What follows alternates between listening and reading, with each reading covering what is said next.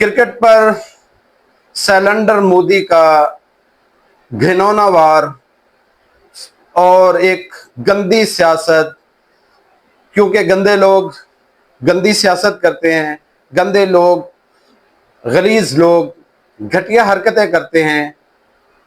Cylinder Modi نے cricket کو بھی بالکل ویسے ہی آلودہ کر دیا جیسے اس کا خود کا ذہن آلودہ ہے، جیسے اس کا ذہن ایک کافرانہ سوچ، ایک فرعونیت کی سوچ رکھنے والا سیلنڈر مودی۔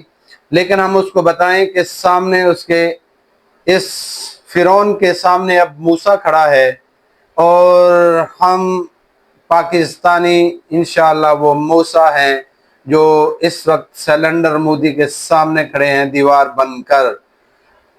انڈیا بغیر ٹرافی کے اپنے ملک میں جائے گا، اور کیا لے کے جاؤ گے؟ کون سا منہ لے کے جاؤ گے؟ بے شرمو، گھٹیا قوم، گھٹیا ذہن، گھٹیا آپ کی حرکتیں، گھٹیا آپ کی نظام زندگی۔ اس کے علاوہ آپ کو کیا کہیں کہ انتہائی غلیظ ترین لوگ ہو آپ۔ اب بات کرتے ہیں پاکستانی ٹیم کی۔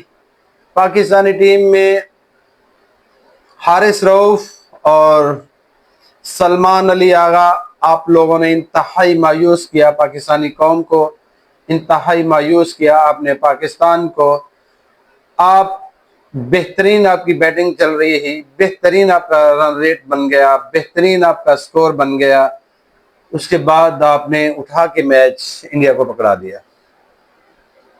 2 اوور میں حارث رؤف 50 رنز آپ نے دے دیے۔ اب یہاں شعیب اختر کی کمی محسوس ہوئی، یہاں وسیم اکرم، وقار یونس کا دور یاد آیا کہ جہاں 6 گیندوں پر 6 رنز بچائے جاتے تھے، لیکن افسوس وہ دور گزر چکا۔